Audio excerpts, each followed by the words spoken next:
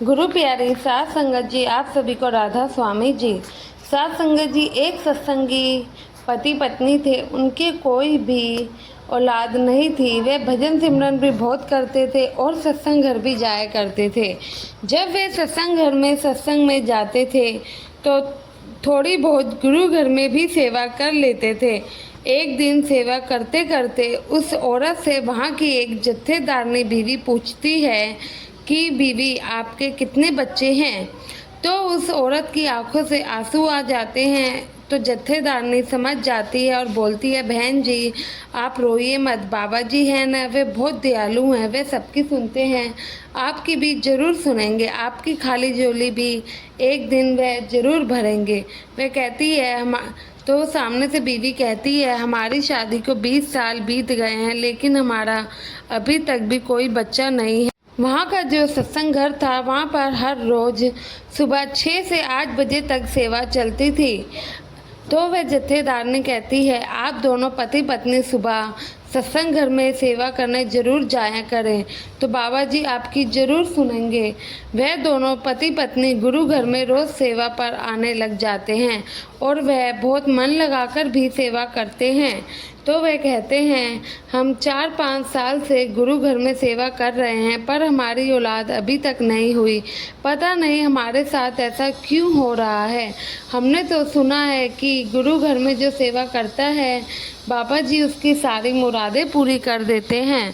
तो एक दिन वे सत्संग घर में किसी बुजुर्ग सेवादार से मिले तो उस बुजुर्ग सेवादार ने उस भाई से पूछा कि भाई तुम्हारे माता पिता कहाँ पर हैं?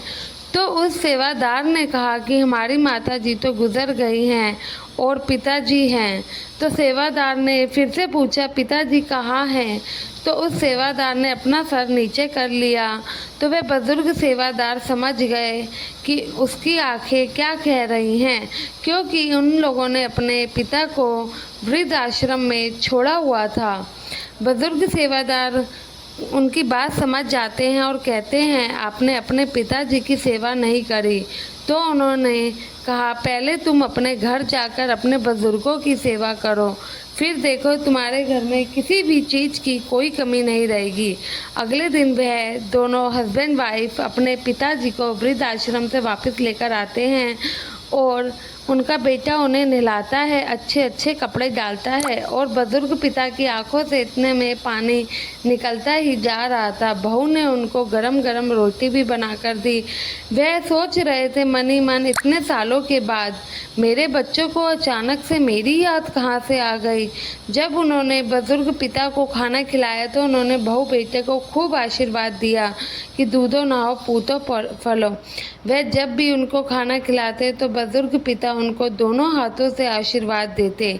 संगत जी, जो उनके घर में गाय भैंस थी, पहले वह 1-1 किलो ही दूध देती थी।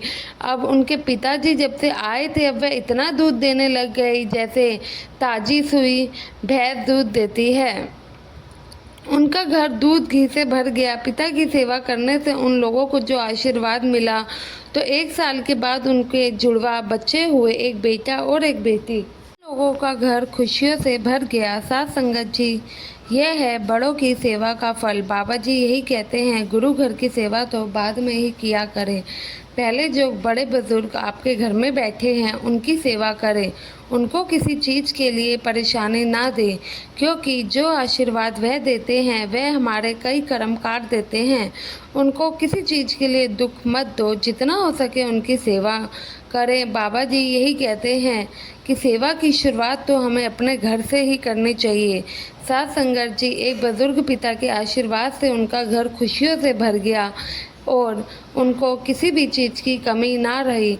ऐसा ही हम सब भी करें तो क्या ही बात हो, लेकिन हम ये चीज़ को कभी नहीं समझते हैं, हमेशा ही अपने बड़ों का दिल दुखाए रहते हैं। संगत जी, सत्संग में भी अक्सर बाबा जी यही फरमाते हैं, पहले माता पिता फिर गुरु।